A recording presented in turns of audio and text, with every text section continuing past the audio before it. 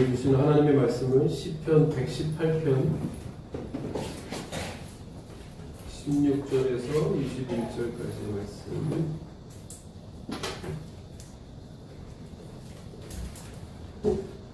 시편 118편 16절에서 21절까지의 말씀입니다. 제가 공독해 드립니다. 여호와의 오른손이 높이 들렸으며 여호와의 오른손이 권능을 베푸시는도다. 내가 죽지 않고 살아서 여호와께서 하시는 일을 선포하리로다. 여호와께서 나를 심히 경책하셨어도 죽음에는 넘기지 아니하셨도다. 내게 의의 문들을 열지어다. 내가 그리로 들어가서 여호와께 감사하리로다. 이는 여호와의 문이라. 의인들이 그리로 들어가리로다. 주께서 내게 응답하시고 나의 구원이 되셨으니 내가 주께 감사하리이다. 아멘. 네. 할렐루야. 오늘도 이 말씀을 통해서 이것도 하나님의 은혜입니다 하는 제목으로 말씀을 나눌 때 우리 각자에게 주시는 하나님의 메시지를 듣는 그러한 귀한 시간 다 되실 수 있기를 바랍니다. 먼저 앞에 뒤에 이렇게 있으신 분들 한번 보면서 이렇게 눈으로 한번 이야기할까요? 이것도 하나님의 은혜입니다. 눈으로. 네. 오늘은 먼저 이 시편을 읽으면서 감사의 말씀을 드리면서 설교를 좀 시작하려고 합니다. 감사는 세 가지인데 첫째는 예람들교회 성도들께 감사를 드립니다. 무슨 감사인가 하면 우리가 모이지 못한 지 5개월 하고도 벌써 8월이 되었습니다. 5개월하고 이제 5개월째가 넘어섰죠. 그동안 그래도 교회를 잊지 않고 어디에 있든지 기도해 주셔서 무엇보다 예람들 교회가 그러한 중에도 건강하게 이렇게 지내고 있다는 것이 바로 우리 성도들이 우리가 다 함께 기도하고 있다는 증거일 것입니다.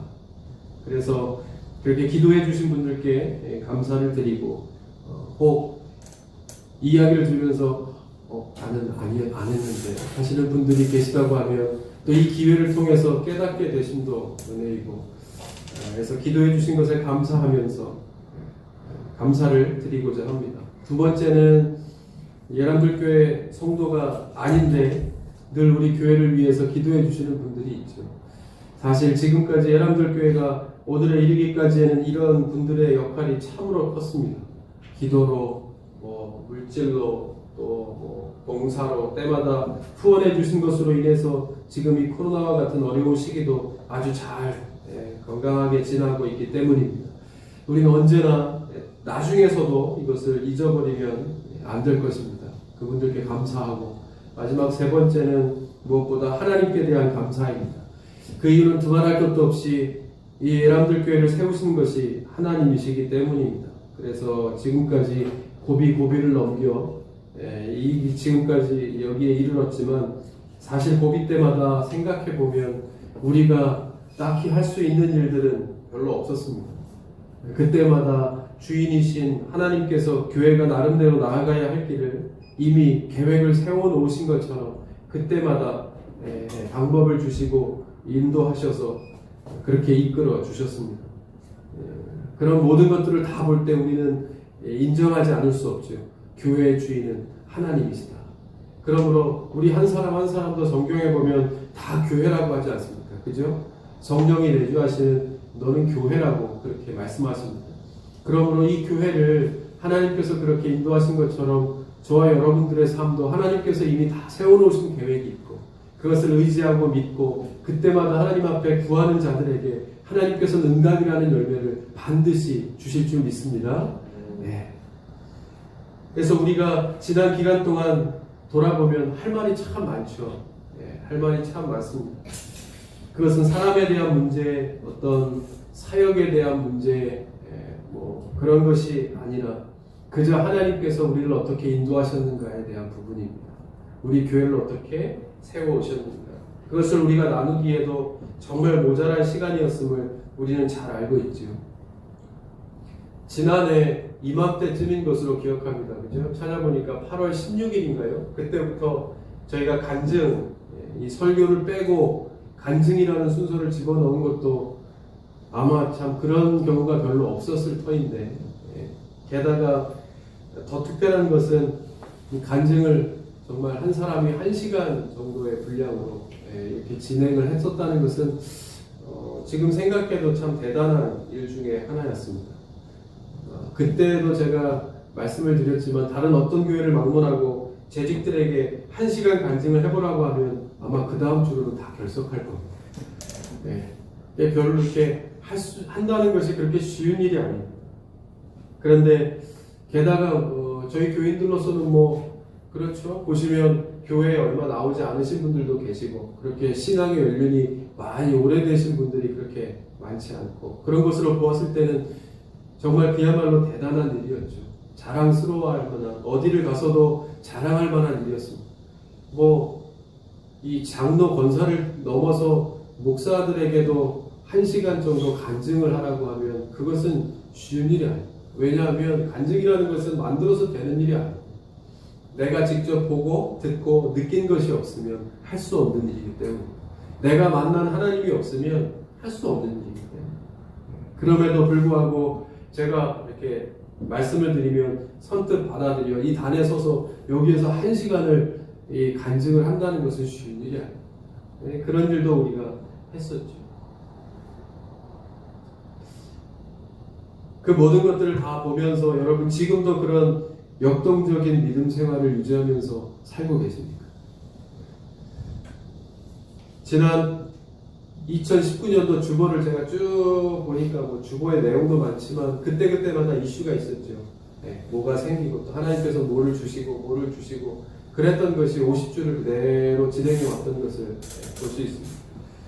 저희 교회는 설교가 새로워야 되는데 늘 광고가 새로웠던 그러한 기억을 갖고 있죠. 그래서 2019년도가 정말로 너무나 빨리 지나가 버렸고 2020년도는 조금 잠잠한가 싶었더니 이제는 새로운 세상의 이슈를 주셔서 또 후딱 벌써 8월을 맞이하고 있습니다. 그렇게 보면 지금 내가 가만히 이 자리에 서서 우리가 그러한 역동적인 믿음, 늘 기대하고 또 바라보는 믿음을 가지고 살고 있는가? 생각해보면 다 공감하시겠지만 어떻습니까? 쉽지 않죠. 우리가 살아가다 보면 그게 쉬운 일은 아닙니다. 우리가 그렇게 감격하고 감동했던 지난날의 기억은 그저 기억으로 점점 사라져가는 것입니다. 그러니까 그렇게 보면 신앙생활만 한다고 매일 그러한 이 역동적인 어떤 신앙생활 속에 사는 것은 아닙니다. 그죠?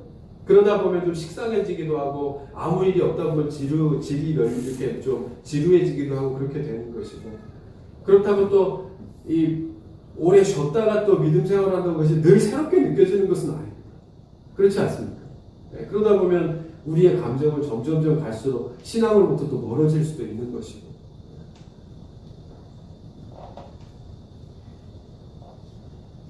또 한 가지는 우리가 살아가다 보면 이 신앙생활만 할 수 있는 것은 아니죠. 이 세상에서 늘 새로운 일을 계속 만나게 되는 것입니다. 현실적인 문제들로 또 걱정하고 근심하면서 살아가다 보면 그도 그럴 것이 매일 이 일에 새로운 일을 계속해서 만나는 겁니다. 비가 굉장히 왔는데 이제 좀 그칠까 싶었더니 또 오늘부터 해서 내일 모레까지 또 500mm의 이 비가 온다는 거예요. 또 새로운 태풍이 온다고 하니까 우리가 살아가는 것은 이러한 새로운 일의 연속입니다. 그러므로 우리가 신앙에만 집중하면서 살아간다는 것은 쉽지 않습니다. 그죠? 그보다 더 커 보이는 풍랑과 같은 일들을 연속적으로 계속 해롭게 생각지도 않았던 일들을 만나게 되는 것입니다. 그래서 우리는 지난 3월 첫 주부터 모이지 않게 되었죠. 그때는 이 조금만 조심하면 우리가 이 시기가 다 금세 조속히 해결될 것이라고 생각했는데 그렇지 않았습니다. 이 코로나로 인해서 교회가 점점 더 모이기 힘들어지면서 걱정하지 말고 두려워 말고 염려하지 말아야 하는 것인데 제 마음속에서부터 먼저 뭡니까? 모이지 못하니까 걱정이 찾아들기 시작했습니다. 걱정하지 않을 수 없지요. 말씀 속에서는 늘 걱정하지 말고 두려워 말고 염려하지 말라는 것이 하나님께서 누누이 말씀하시는 것이지만 현실적인 문제가 그 하나님의 말씀보다 더 크게 이렇게 다가오는 것입니다. 참 아이러니하지요. 얼마 전까지만 해도 제가 소개해드렸던 것처럼 간증을 하면서 하나님이 주인이시고 모든 것은 다 하나님이 하시고 우리가 한 것은 없고 다 하나님께서 해주신 일이기 때문에 감사하다고 그렇게 이야기하고 그렇게 눈물을 흘리고 그렇게 허깅을 하고 그렇게 나누었음에도 불구하고 금세 현실적인 문제 앞에 생각지도 않았던 문제를 만날 때마다 다시 리셋, 초기화로 돌아가는 우리의 신앙을 보면 우리의 마음을 보면 우리의 생각을 보면 다시 한숨을 짓게 됩니다. 여러분 그럴 때 그럼에도 불구하고 커 보이는 현실 앞에서 더 크신 하나님을 변함없이 그렇게 보일지라도 현상은 그렇게 보일지라도 그 속에 그리고 그보다 더 크게 늘 그 자리에 현존하시는 그 하나님을 우리가 놓치지 않고 바라보는 사람, 그런 사람에게 주시는 은혜가 있습니다.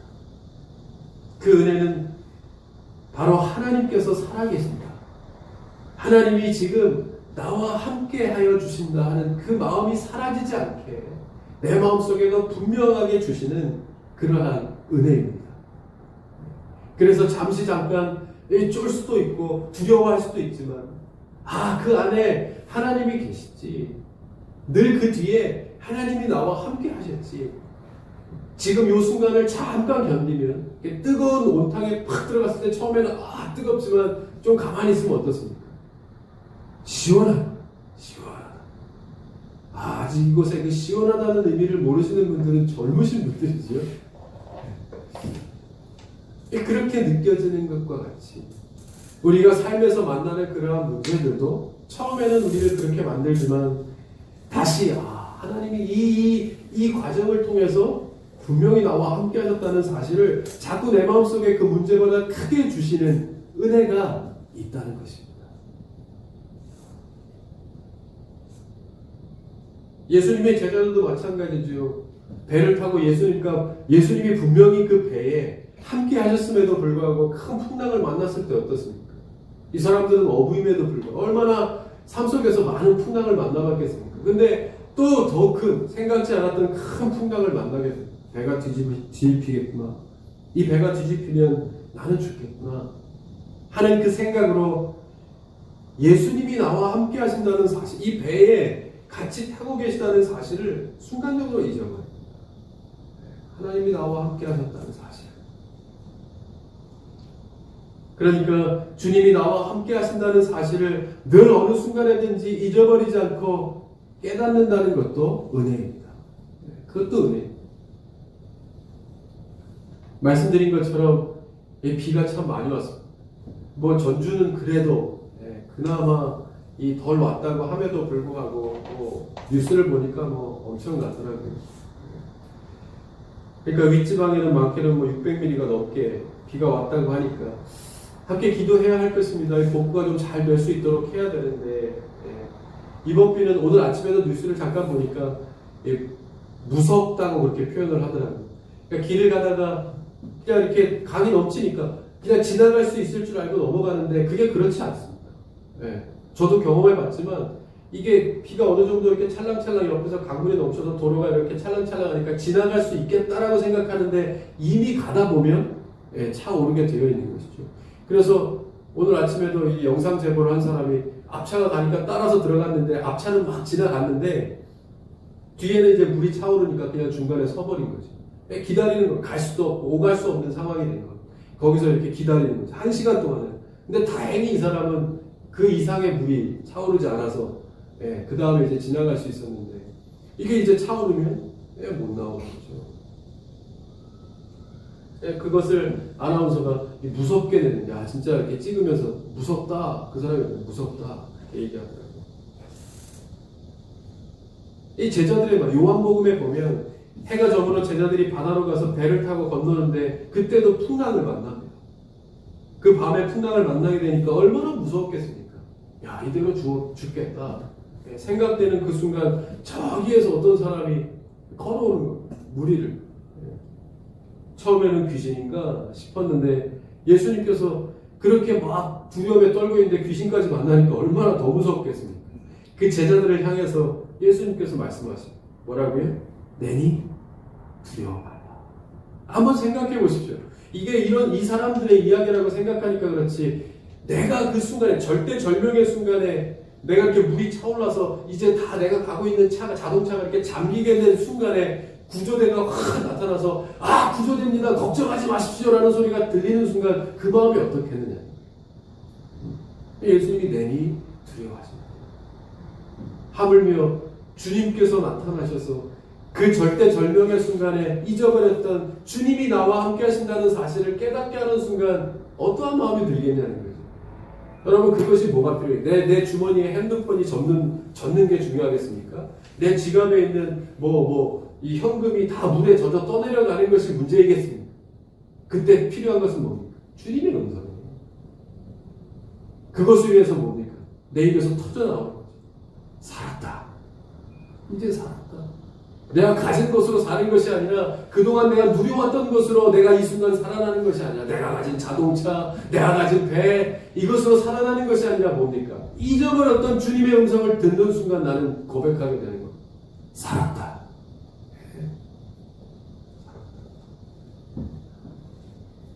그렇게 기대했던 예수님께서 십자가에서 처참하게 돌아가시고 제자들이 다 그렇게 많이 따라다녔던 사람들이 그 순간에 다 뿔뿔이 터지게 됩니다. 잡혀서 죽게 될까? 너 예수 따라다녔지? 라는 명목으로 잡혀서 죽게 될까? 다 숨어서 덜덜 떨고 있을 때 그러한 사람들을 예수님께서 찾아가셔서 말씀하십니다. 뭐라고요? 너희에게 평강이 있을지어다. 막 이렇게 살려줄게. 어떻게 하면 방법을 설명을 이렇게 하는 것이 아니라 뭡니까? 너희에게 평강. 나를 만나 내가 너희에게 주는 평강이 있어야 너희들은 살 수 있다는 사실을 예수님께서는 말씀하신 것입니다. 하나님께서도 자신이 보이지 않는 상황 속에서 당황해하고 두려움에 있는 사람들에게 언제나 성경에 보면 뭐라고 합니까? 한결같이 나타나셔서 말씀하시는 것이 두려움에 떨고 있고 숨어 있고 도망가고 그래서 굴에 숨어 있고 막 나무 그늘 안에 숨어갖고 있는 그런 사람들에게 하나님께서는 나타나셔서 한결같이 하신 말씀이 그것이 뭐예요? 두려워하지 마라. 무서워하지 말라. 겁내지 말라. 왜요? 내가 지금 너와 함께 한다. 내가 지금 너와 함께 한다는 사실을 잊어버리면 안 돼. 그것이었어요. 그런 말씀을 듣게 된 사람들은 언제 그랬냐는 듯이 뭡니까? 두려움이 다 사라지고 주님을 바라보는 순간 하나님이 나와 함께 하실지라는 사실을 다시 깨닫는 순간 모든 것이 다 사라지게 되는 거예요. 꿈이 깨는 것처럼. 여러분 이렇게 막 무서운 꿈을 꿀 때 그렇잖아요. 막 식은땀 흘리고 막 그러다가 이렇게 확 깨면 그 기분 꿈이었구나. 물론 깨지 않았으면 좋겠다는 꿈도 꿀 때가 있지만 대부분이 확 깨고 나면 또 그런 꿈도 있지 않습니까? 그런 것처럼 두려움이 다 사라지고 그게 허상이었구나라는 것을 깨닫게 되면서 하나님이 나와 함께 하시지. 그것을 깨달은 사람들은 하나님께서 세워놓으신 계획 가운데서 새로운 역사를 경험하게 되는 주인공이 되었다는 것을 우리는 보게 되는 겁니다. 여러분 쉽지 않지만 우리가 이렇게 사모하고 지향하는 믿음은 바로 이러한 믿음입니다. 그죠? 특히나 이제 우리가 살아가야 될 이 세상에서, 이 시대에서 정말 필요한 것이라고 하면 이러한 믿음을 사모해야 하는 것입니다. 어려운 순간, 위기의 순간에 우리는 무엇을 먼저 생각합니다? 여러분들은 위기의 순간 무엇을 먼저 생각하십니까? 어려운 순간, 위기의 순간이라는 것이 대단한 것이 아닙니다. 우리가 배를 타고 풍랑을 만난다거나 그런 일은 없지. 그래서 그냥 성경의 인물들의 이야기야라고 해서 넘어가 볼 수도 있지만 다른 것이 아닙니다. 여러분, 어떤 것이 뭐 어려운 순간이고 위기의 순간입니까? 우리가 교회를 떠나 있는 순간이 사실은 다 어려운 순간이고 위기의 순간입니다. 그죠? 우리가 믿음으로 살아야 하는데, 이렇게 주님을 기억하면서 살아야 하는데, 세상에 나아가면 주님의 음성이 잘 들리지 않습니다. 주님을 바라봐야 하는데 바라봐야 될 것들이 너무나도 많습니다. 무섭고 겁나고 걱정되고 근심되어지는 일들이 우리 자녀만 보아도 너무 많죠. 우리 가정만 보아도 많고 내 주위를 보면 너무나도 많습니다. 다른 것이 그러한 순간이 아니라 바로 우리가 살아가는 세상이, 교회를 떠나 살아가는 우리의 삶이 그냥 어려운 순간이고 위기의 순간입니다. 우리는 교회에 있으면 이렇게 간증을 나누고 사랑을 나누고 그렇지만, 교회를 떠나 그렇게 살아가기가 쉬우시던가요? 쉽지 않죠. 우리는 금방 이 교회 문을 나서면 그 다음부터는 이제 현실적인 문제, 내가 해야 되는, 해결해야 되는 일들과 아직도 내가 해결해야 되는 과제들을 다시 찾아 나아가게 되는 것입니다. 학교 친구들과 또 만나게 되는 뭐 직장의 동료들과 내가 받은 은혜를 쭉 이어가면서 은혜의 삶을 산다, 감사의 삶을 산다는 것은 이 아주 치열한 어떤 믿음의 연장에 대한 열심이 없으면 어려운 것이겠죠. 그죠? 여러분, 내가 살면서 큐티를 한다는 것, 성경을 한 장씩 읽는다는 것, 또 내가 성경을 쓴다는 것, 다 결심해보고 한번 생각해 보셨겠지만 그게 매일매일 지속된다는 게 쉽지 않죠. 여러분, 그것이 영적인 싸움입니다. 내가 삶에 나아가서도 교회에 있었던 것처럼 똑같이 내 삶을 살아가겠다라고 결심하고 그것을 현실에서 이행하며 산다는 것이 바로 영적인 싸움입니다. 그 모든 것이 다 내가 하나님을 기억하면서 사는가에 대한 이 믿음의 삶을 연장시키는 영적인 싸움이라는 것입니다.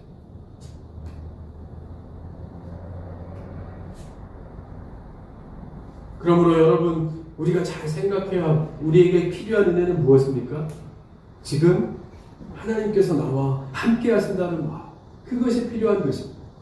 그래서 여기에서 이렇게 나아가서 우리의 삶에 그냥 이렇게 삶의 걸음을 걸어 살면서도 똑같이 기억하는 것, 하나님이 그때도 나와 함께 하신다는 사실을 기억하면서 사는 은혜가 우리에게 필요한 것입니다. 오늘 시편 기자도 그 은혜를 깨달은 것입니다. 몰랐다가 아주 어려운 중에 정말 죽지 못해 사는 것 같은 그러한 상황을 만나게 돼서 시편 기자는 내 인생의 밑바닥과 같은, 이제는 포기해야 되나 같은 그러한 순간에서 거기에서 하나님을 다시 만나게 된 거예요. 그 이전에는 잘 먹고 잘 살고 잘 나갈 때는 보이지 않았던 내 가느다란 생명줄이 하나님으로부터 시작된, 하나님께 이렇게 연결되어져서 내가 살고 있었다는 사실을, 도움이 다 끊어지고 내가 의지했던 모든 것이 다 없어지면서 그때야 비로소 보이게 된 것입니다. 오늘 말씀 13절에 보면 이렇게 고백하죠. 너는 나를 미쳐 넘어뜨리려 하였으나 여호와께서는 나를 도우셨도다. 아멘. 어떤 때는 모든 것이 나를 다 옥죄해 올 때가 있습니다.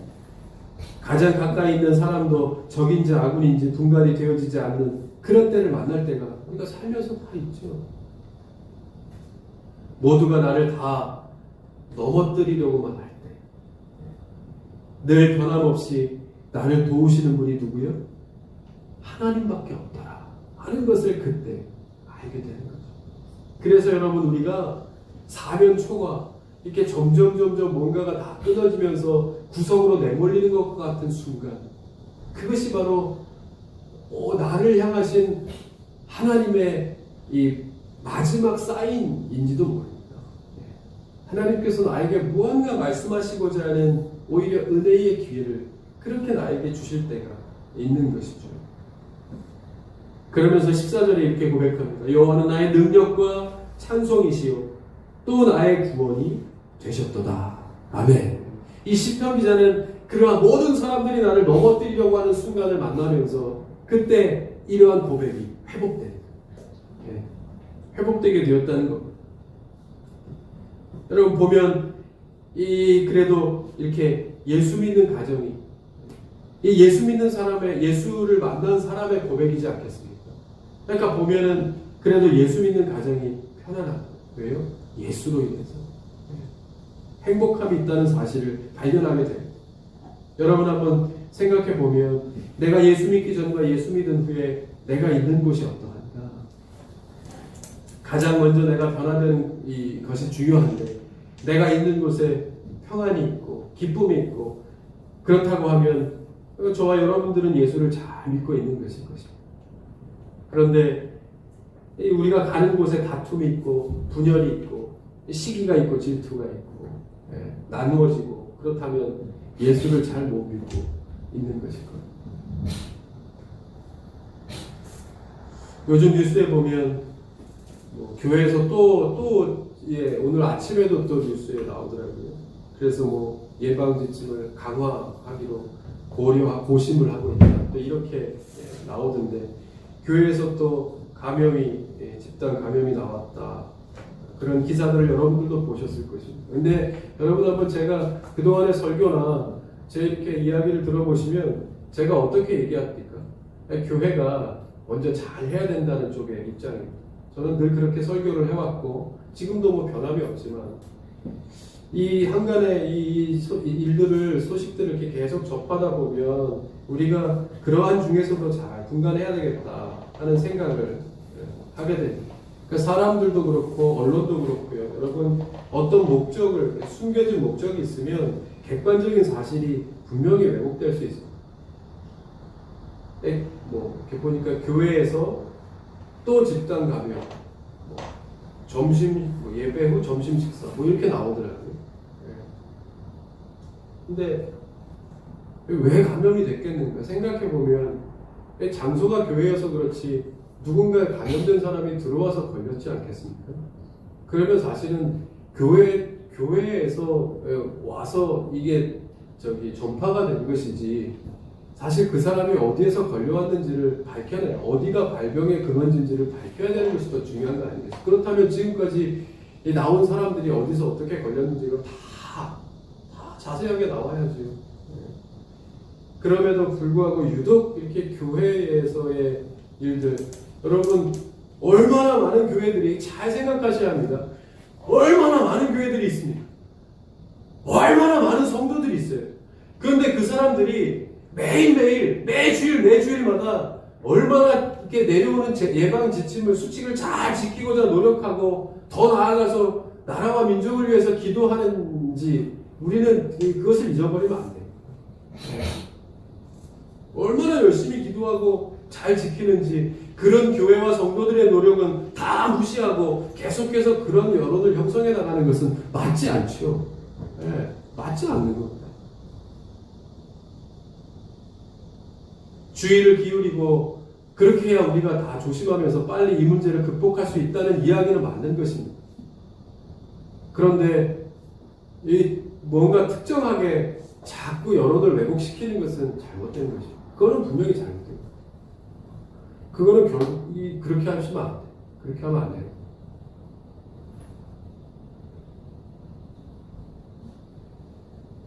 그래서 우리 장년들과 더불어서 우리 믿는 사람들, 특히 우리 청년들이나 우리 청소년들이나 이런 믿음의 사람들이 건전한 믿음의 생각을 갖고 계셔야 돼요. 그래야 거기에서 이 신앙적인 가치관에서 이 정치, 사회, 어떤 여러 가지 현상들을 바라보는 눈들이 거기에서 올바르게 형성됩니다. 그래서 기도하는 거예요. 청년들이 더 믿음의 훈련을 잘 받아야 합니다.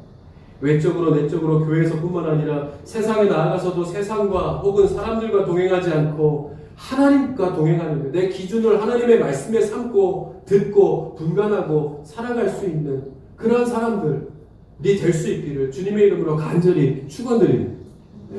청소년들도 마찬가지고 우리 믿음의 자녀들도 다 마찬가지. 또 한 가지 더 이제는요 그렇게 보면 교회의 역할보다는 가정의 역할이 더 커진 것입니다. 그죠? 이 교회가 이제 완전히 다 회복되기까지는 점차적인 시간이 걸릴 것입니다. 그래서 지금까지도 그랬지만 앞으로 우리의 이 의식도 개념도 이 교회 가정 중심의 신앙의 교육으로 많이 바뀌어 나가게 될 것입니다. 어떻게 보면 장점일 수 있지만 그렇게만은 볼 수 없죠. 왜냐하면 이제는 전적으로 부모의 신앙에 달린 것입니다. 부모가 생각하는 것, 부모가 예배하고 부모가 말하고 행동하는 그 예수를 우리 자녀들이 그대로 듣고 보고 믿어 나아갈 것이기 때문입니다.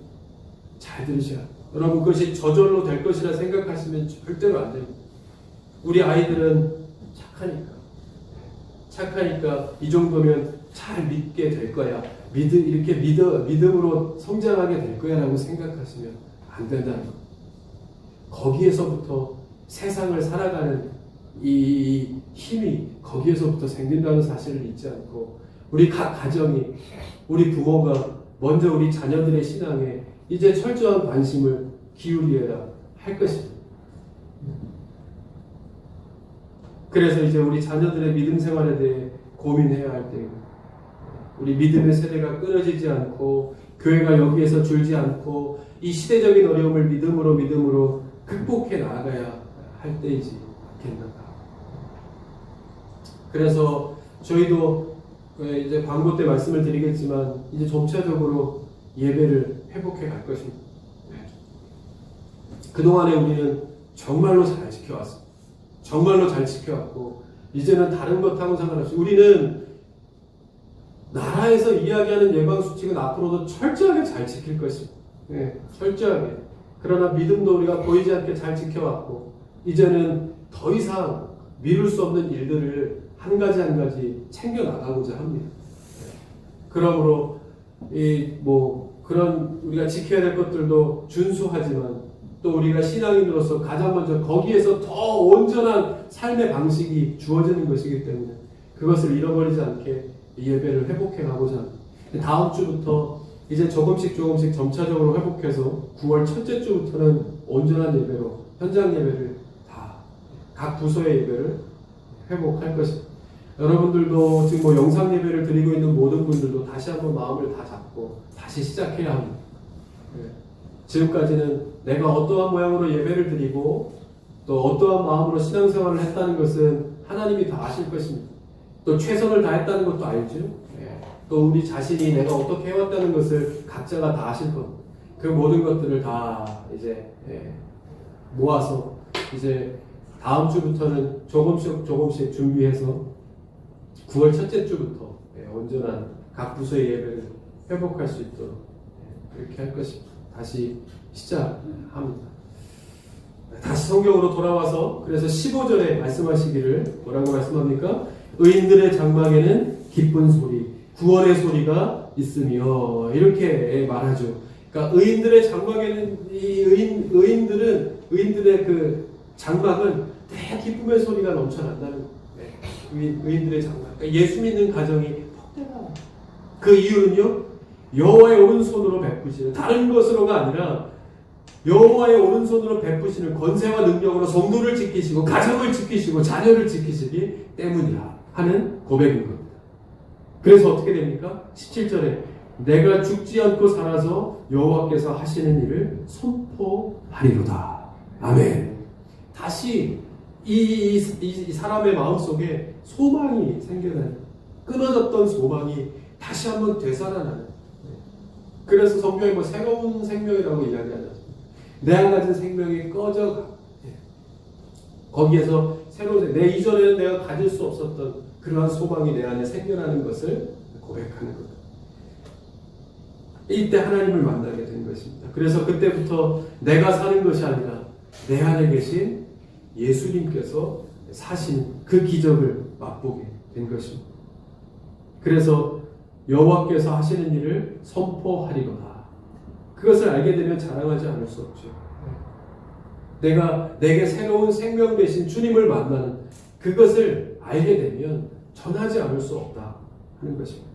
여러분, 친구를 만나게 되면 이렇게 자랑하는 것들이 있죠.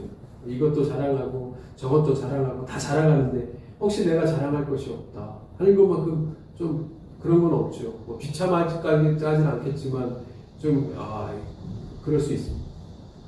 그런데 더 슬픈 것은 내가 예수를 믿는데 내가 어디 가서 자랑할 만한 받은 은혜가 없다는 것은 정말 슬픈 일일 것입니다. 그러므로 우리는 다 복 받은 사람, 어디 가서 교회 얘기만 해도 우리가 평생에 신앙생활하면서 겪어보지 못할 일이라. 할렐루야. 네. 그것이 어디 가서든 전해라, 이것을 이야기해야 한다 하는 학습을 통한 전도보다도 그냥 내 삶에 하나님 주신 은혜를 그냥 전하는 거, 이야기하는 거, 그것이 바로 전도이고 선교인 거죠. 초대교회 시대는 교회의 핍박이 아주 엄청났던 때입니다. 그러니까 수많은 사람들이 잡혀 신앙인이라는 이유 하나만으로 어려움을 당하고 목숨을 빼앗겼던 그러한 때, 서모나의 감독이었던 폴리캅이라는 초대 교부가 있었습니다. 유명한 일화입니다. 자기를 체포하러 왔던 군사들을 융성하게 대접을 하고 그 사람들을 위해서 기도해주고 이제 화형장으로 이렇게 끌려가죠. 그때 호민관이 이 폴리캅에게 지금이라도 예수를 부인하면 살려주겠다고, 배교를 하면 지금이라도 살려드리겠다고 그렇게 회유를 합니다. 그때 폴리캅이 그 사람들에게 이렇게 이야기합니다. 나는 86년 동안 예수님을 섬겨왔고 그동안에 내가 어떻게 하든 주님은 한 번도 나를 모른다고 하신 적이 없었는데, 내가 어떻게 지금에 와서 나의 왕이시요 나의 주인 되신 그리스도를 지금 이렇게 나와 함께 하시고 살아계심을 분명하게 아는데 어떻게 내가 부인할 수 있겠는가. 그렇게 이야기하면서 화영장 장작더미를 이렇게 기어 올라갔다고 합니다. 이 사람은 자신이 받은 은혜를 분명하게 기억하는 사람이었습니다. 여러분, 우리가 잊어서 그렇지 우리가 받은 은혜가 없겠습니까? 제가 받은 은혜가 없겠습니까? 여러분이 받은 은혜가 없겠습니까? 내가 1년을 믿었다고, 10년을 믿었다고, 20년을 믿었다고, 1년을 믿은 사람은 조금 주시고 10년, 20년을 믿은 사람은 많이, 물론 내가 경험했던 수는 많겠지만 하나님이 그 사람에게 주신 그 은혜는 그 사람에게 충만한 은혜를 주신 것입니다.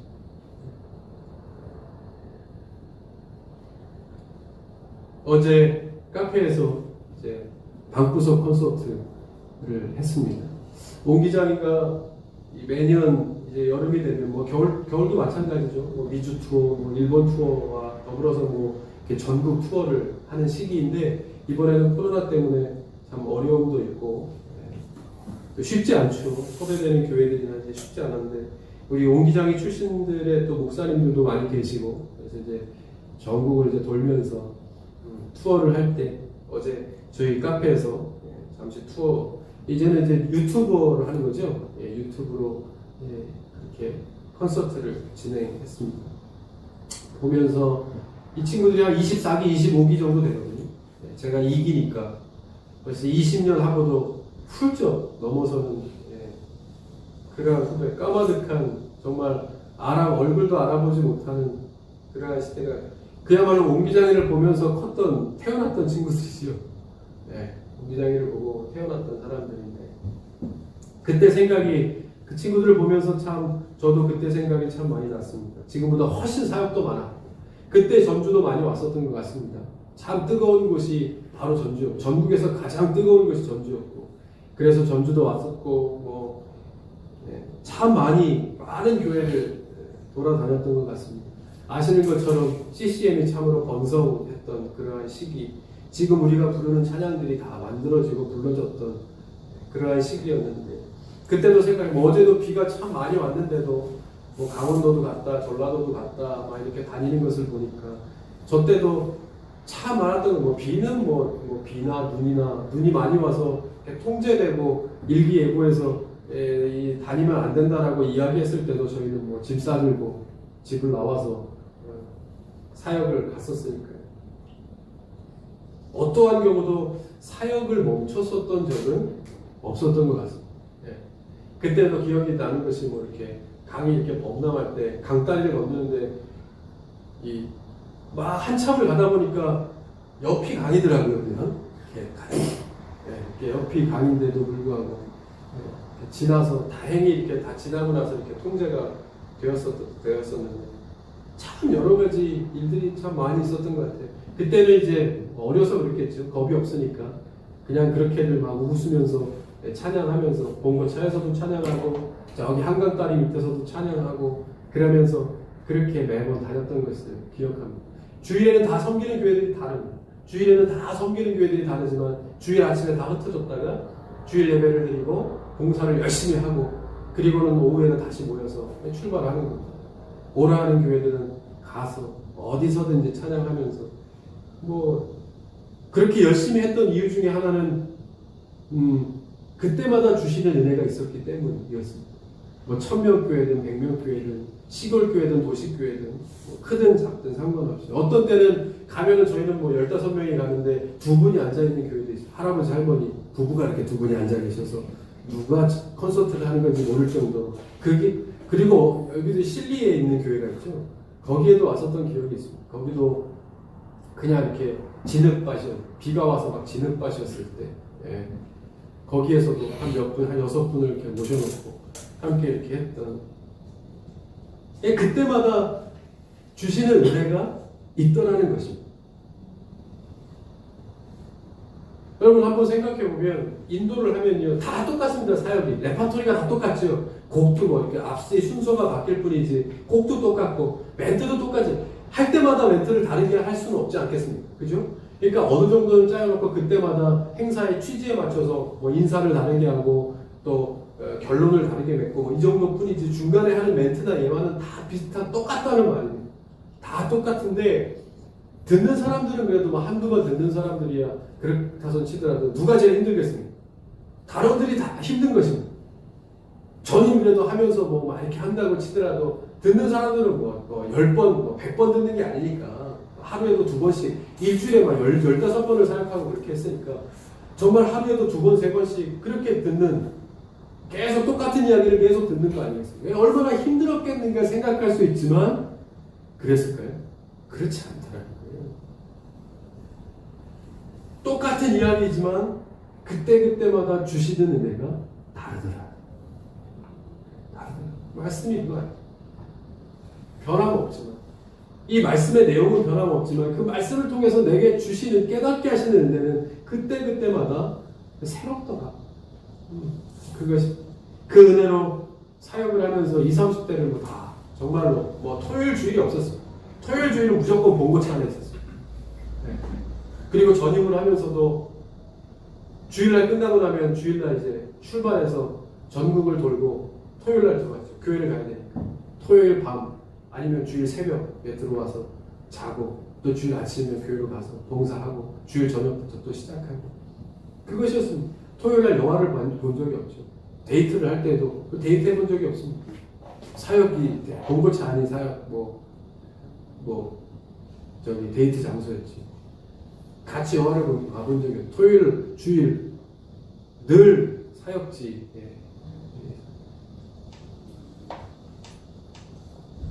물론 그 주신 은혜 때문이기도 하지만 어제도 찬양 중에 언급을 했지만 그렇게 했던 이유가 무엇이겠습니까? 그것이 우리의 사명이기 때문입니다. 그죠? 그러니까 주만 섬기는 것이 주만 전하는 것이 어떠한 모양으로든지 우리는 찬양을 통해서 하는 것이지만 우리가 다 그렇지 않습니다. 여러분들이 공부하는 것 그래서 나중에 학교를 가고 직업을 얻고 회사에 다니면서 궁극적인 건 무엇입니까? 내가 예수 믿는 사람을 드러내는 것 예수님께서 나를 통해서 이 일을 행하셨다고 하는 것을 전하는 것이 우리의 목적이고 사명이고 역할이지 않겠습니까? 믿으십니까? 네. 그것을 분명히 할 때 하나님께서는 여러분들에게 원하는 것을 주시는 겁니다. 아 됐구나. 그것을 통해서 네가 아는구나. 그렇게 살겠구나. 할 때 주시는 겁니다. 그래서 때가 있다는 겁니다. 그래서 시기가 있다는 겁니다. 우리 다 똑같습니다. 어떤 모양으로든지 우리는 하나님의 은혜로 살아가는 사람들이 하나님께서는 믿는 자 의지하는 사람들에게 은혜 주시기를 기뻐하시는 분이시기 때문입니다.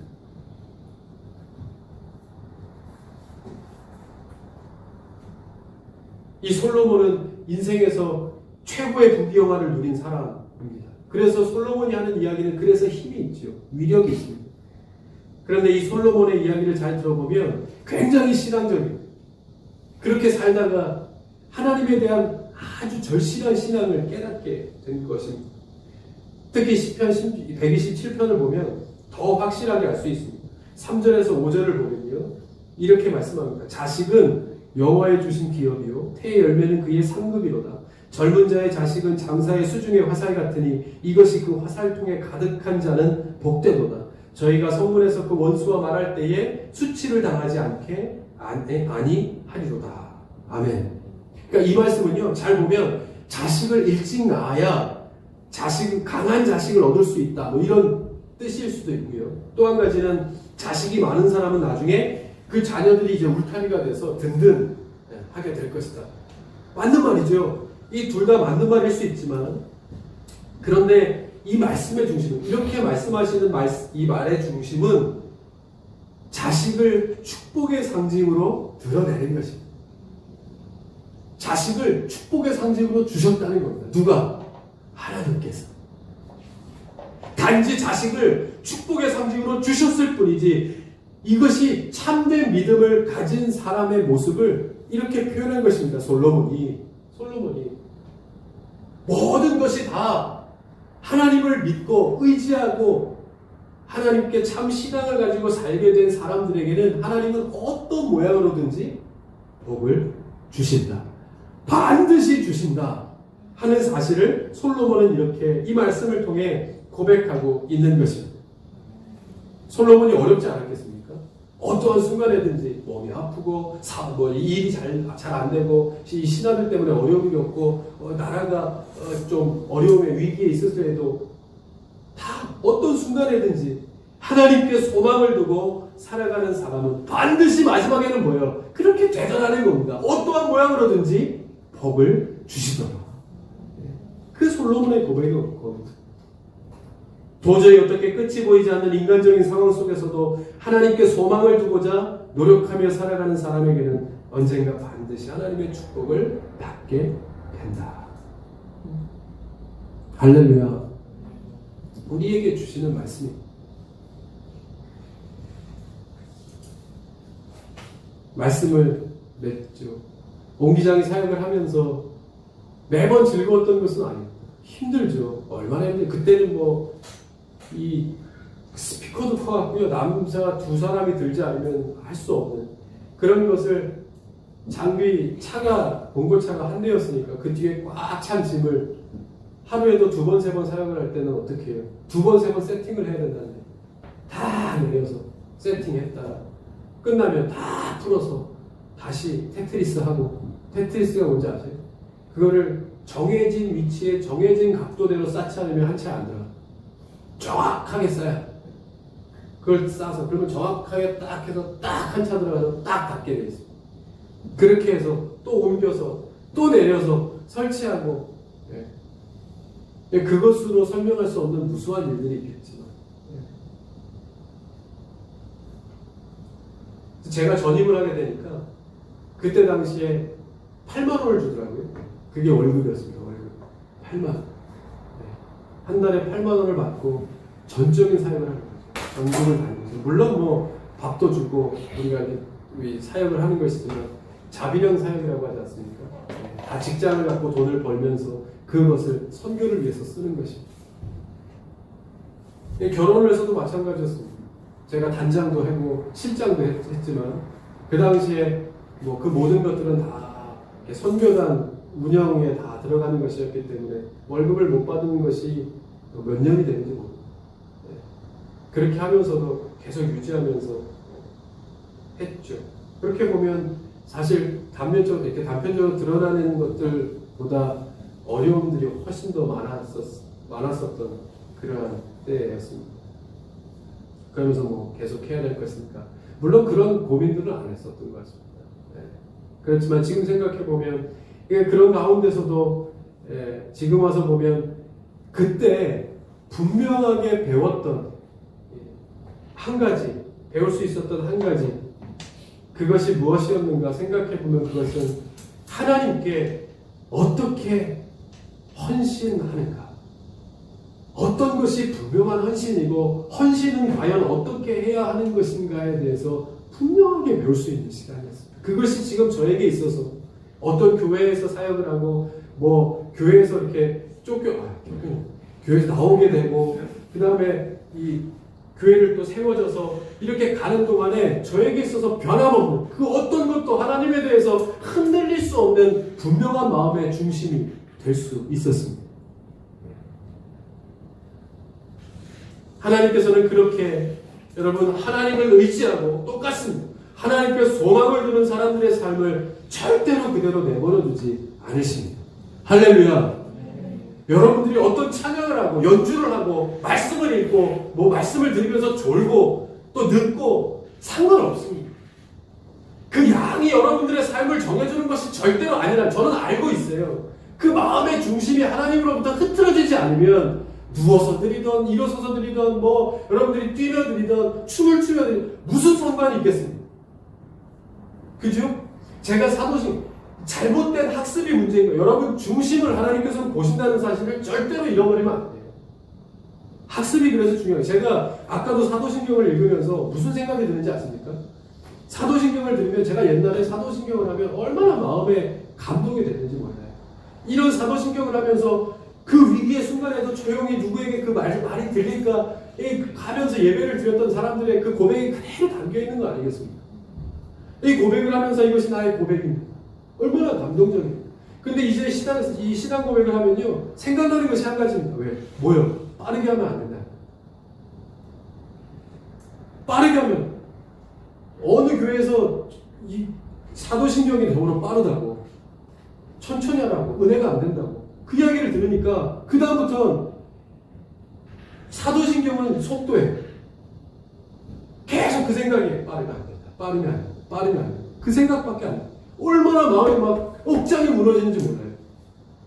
제가 설교를 하면서도 혹시 여러분들에게 그런 영향을 미칠까? 잘못된 학습, 잘못된 말씀의 풀이로 인해서 여러분들이 상처를 얻고 그것이 트라우마가 되면 그게 신앙적인 트라우마가 되는 거 아니겠습니까? 그러면 여러분들은 혹시나 잘못된 신앙의 삶을 살아갈 수, 잘못된 목자, 잘못된 스승을 만나면 그렇게 되는 거 아니겠습니까? 잘못된 것을 진짜인 줄 알고 신앙 고백은 어떻게 해요? 빠르게 하면 안 된다. 주기도문 천천히 읽어야 은혜가 된다. 천천한 이 말씀이 은혜가 된다. 이런 거 아니겠습니까? 여러분 빠르고 막 그런 설교나 이런 것들이 은혜가 안 된다 그러면 방법은 한 가지 뭡니까? 여러분들이 은혜 받을 만한 사람을 찾아서 가시면 됩니다. 네, 가면 되는 거예요. 아니 그것이 여러분 가시라 이런 뜻이 아니라 여러분들에게 맞는 여러분들에게 맞는 내 신앙에 내가 중요하니까 내 신앙의 가장 중요한 곳을 하나님 앞에 기도하면서 찾아가는 거예요. 여러분들이 저한테 그것을 생각하면서 저는 제 마음을 다시 한번 다잡는 내가 그럴 수 있다는 거예요. 그럴 수 있다는 거예요. 제가 얼마나 마음이 아픈지 이 사도신경을 할 때마다 제 마음속에는 천천히 해야 돼요. 천천히. 다른 생각이 들어서 이건 평생을 가겠구나.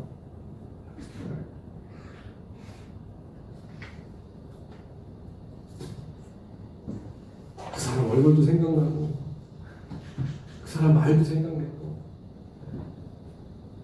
하나님이 생각나고 하나님이 바라봐져요.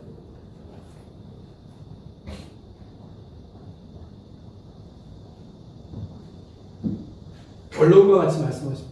21절에 주께서 내게 응답하시고 나의 구원이 되셨으니 내가 주께 감사하리이다. 아멘. 여러분 감사가 모든 것을 다 덮습니다. 감사. 제가 이야기 이렇게 하지만 다 용서하지 않았으면 살 수 없었을 거예요. 병이 생겨도 벌써 생겼을 거죠. 용서하니까 이렇게 사는 거죠. 여기서도 완전 절망의 끝에서 이제는 감사까지 간 것입니다. 감사가 모든 것을 다 덮은 것입니다. 그때 나의 아픔도 하나님이 주신 것, 그때의 고통도 하나님이 주신 것, 그래서 내가 이 자리까지 올 수 있는 이 절대적 특별한 경험을 하게 하신 하나님께 감사합니다. 여러분 결국에 우리가 승리하는 비결은 뭔지 아십니까? 이겁니다. 하나님이 주시는 감사의 이름인 겁니다. 지금 고통스러우십니까? 지금 여러 가지로 걱정과 근심과 내가 여기에서 어떻게 헤어나오지 못해 지금 어떤 미혹 가운데서 어떻게 해야 되는지 막 가슴을 치면서 뛰면서 헤매시는 분들이 혹시 계십니까? 그때가 하나님을 더 절실하게 찾고 붙들어야 할 시기인 것을 꼭 믿으실 수 있기를 바랍니다. 네. 그래서 우리가 해야 될 일은 뭡니까? 마지막에 감사로 승화시켜 가야, 하나님 주시는 감사까지 가야 우리가 승리하는 거예요. 영적인 싸움에서 그것이 승리하는 거예요. 그것이 이기는 것이고, 그것이 적들에게 우리의 승리를 통해 그들이 잘못됐다는 것을 가르쳐 줄 수 있는 거죠. 100만이 말이 무슨 필요가 있겠습니까?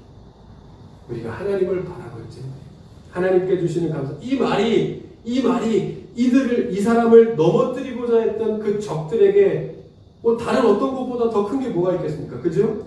막 따라와서 뭐 어떻게 하려고 했던 사람에게 딱 보고 다 힘 빠지게 만들고, 닥쳤던 게 지붕 쳐다보는 경우, 그 뒤에 하나님이 계셨구나 하는 사실을, 내 뒤에는 하나님이 나와 지금 이 가운데도 나와 함께 하시다는 사실을 내가 알 뿐더러 적들에게 알리는 것이 우리가 승리하는 비결인 것을 꼭 믿으실 수 있기를 바랍니다.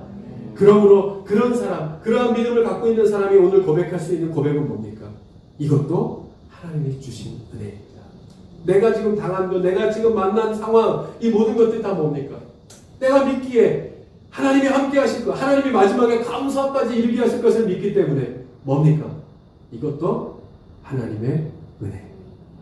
저것도 하나님의 은혜. 여러분, 그거, 지금 생각하는 그것도 하나님의 은혜. 은혜의 말을 하면서 사십시오. 그것이 듣는 사람도 은혜이고, 듣는 모든 상황을 다 바뀌게 할 수 있어요. 이 공기의 흐름이 바뀌게 할 수 있어요. 그죠? 낫는 병도 참 제가 이런 일들 마지막, 결론을 이제 마지막 말을 하죠. 결론을 맺습니다. 끝으로, 제가 그래서 그런지 이 위가 안 좋아서 한 달 정도를 고생했던 것 같습니다. 병원에 갔더니 원인이 없으니까 검사를 하고자 약을 좀 먹으면 나니까 한 달이 조금 넘어섰는데도 계시니까 이 뭔가가 고장이 났구나. 약을 먹으면 나야 되는데 아니라고 약이 말을 안 들으면 뭔가가 고장이 났구나.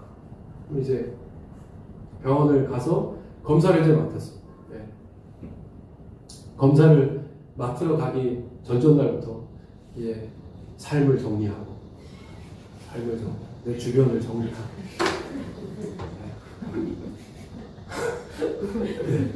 사람들에게 다 인사하고, 다 정리하고, 그리고서 이제 하고 나서 이제 검사를 딱 맡고 났더니 의사한테 이제 딱 들어갔더니 의사 선생님이 하신 말이 뭐예요? 이상이 없다. 너무 깨끗했어. 너무 깨끗하다. 근데 참 이상한 거는 뭔지 아십니까?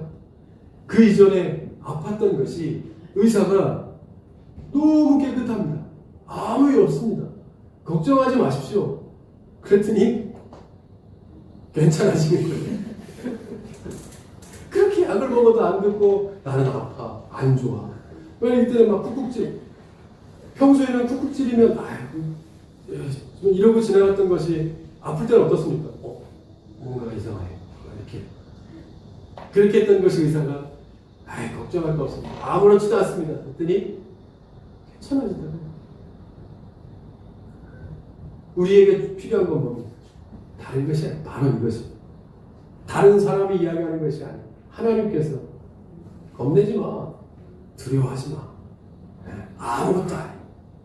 그냥 믿기만 하면 돼. 왜? 내가 너와 함께 할 것이다. 그것이 우리에게 필요한 것이다. 우리는 핑계를 내. 이것이 필요하고 저것이 필요하고 이것 때문에 안 되고 저것 때문에 안 되고, 그래서 잃어버리는 가장 중요한 것. 주님의 음성이 들리지 않아요. 하나님의 도우시면 할 수 있는데 그것을 잃어버려요. 여기서 다 말씀하시는 것은 한 가지. 그것도 하나님이 주신 은혜입니다. 그것을 믿는 사람은 압니다. 주님이 나와 함께 하십니다. 그것을 믿는 믿음이 있다고 하면 여기서 고백했던 것처럼 마지막에 우리는 이렇게 고백하게 될 것입니다. 뭐라고? 21절 한번 띄워주시죠. 같이 한번 우리 읽겠습니다. 시작! 주께서 내게 응답하시고 나의 구원이 되셨으니 내가 주께 감사하리이다. 아멘. 기도하겠습니다. 같이 한번 기도하죠. 오늘 한 가지는 이것으로 함께 기도했으면 좋겠어요. 하나님, 이것이 나의 고백이 될 수 있게 해주십시오. 지금 우리의 상황은 다 틀릴 것입니다. 만난 일들도 당한 처지도 다 틀리겠지만 바로 그것, 내가 지금 그 안에서 하나님 앞에 하나님 이것입니다 라고 이야기하는 그것이 바로 하나님의 은혜라는 사실을 내가 인정할 때 분명히 하나님께서는 이러한 고백으로 이르게 하실 것을 믿습니다. 하나님, 우리 믿음의 고백을 오늘 한번 하나님 앞에 드리십시다. 지금까지도 하나님의 은혜였는데 하나님 앞으로도 더 크신 하나님의 은혜가 필요할 터인데 하나님, 내가 그것을 지금 하나님이 나와 함께 하심을 믿는 믿음으로 잘 이겨내고 나아갈 수 있는 내가 될 수 있도록 도와달라고 우리 이곳에서 예배하는 모든 사람들, 또 영상으로 예배드리는 모든 분들, 우리 같이 이 시간이요 마음속으로 주여 한번 고백하시면서 함께 주님 앞에 기도하면서 나아가십시다. 같이 기도합니다.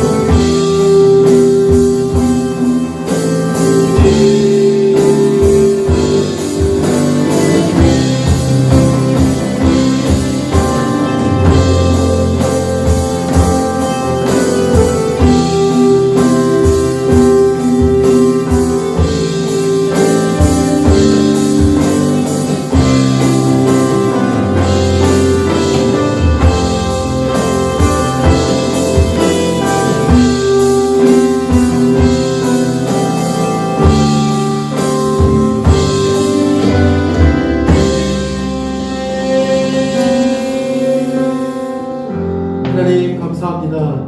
오늘도 주의 날 이렇게 기억하고 주 앞에 나와 예배드릴 수 있음이 얼마나 복된 일인지, 의인의 장막에 기쁨의 노래와 기쁨의 찬송이 끊이지 않다라고 이렇게 말씀하신 것처럼 오늘도 주님을 의지하며 사는 우리의 믿음의 고백을 주님 앞에 드릴 때 하나님, 우리 믿음의 가정들을 지키시고 우리 성도들을 지켜주셔서 늘 있는 곳에서 하나님께 대한 기쁨의 소리들과 노래들이 끊이지 않는 삶 살아가는 어떠한 상황과 현상들이 우리가 인생을 살아갈 때 여러 가지 풍랑으로 인해서 우리가 몸이 움츠려들 때가 많이 있지만 그럴 때마다 주님이 나와 함께 하신다는 사실을 잊어버리지 않고 모든 것은 다 믿음의 문제요, 또 영적인 싸움이라는 사실을 잃어버리지 않고 그 궁극적인 믿음의 싸움을 끝까지 잘 인내하며 싸워나가는 주님의 성도들 되게 하여 주시옵소서. 그 입술에서 하나님께 대한 믿음의 고백이 무너지지 않게 하시고 어떠한 현상이든지 내가 무릎 꿇어 방바닥까지 엎드려질지라도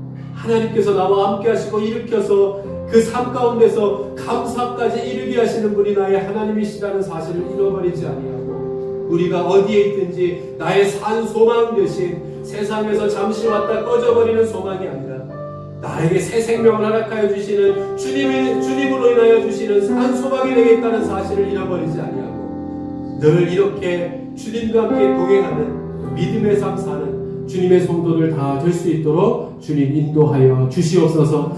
이 비로 인하여 또 피해를 겪는 여러 사람들이 있습니다.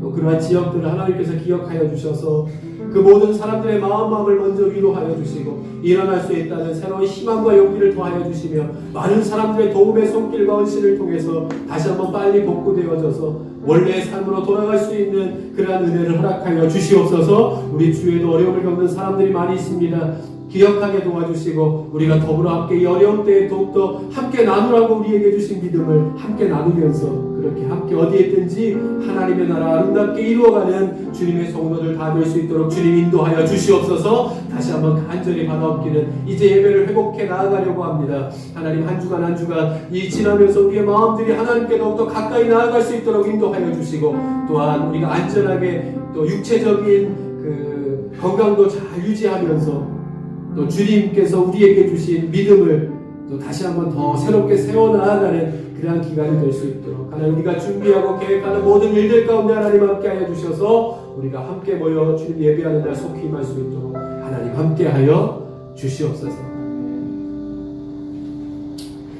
이제는 우리 주 예수 그리스도의 은혜와 아버지 하나님의 극진하신 사랑하심과 성령님의 감화감동 역사 충만하심이 오늘도 어김없이 주의 날, 주의 전에 나와 이렇게 예배하는 한 사람 한 사람을 주님께서 다 기억하시는 줄 믿습니다.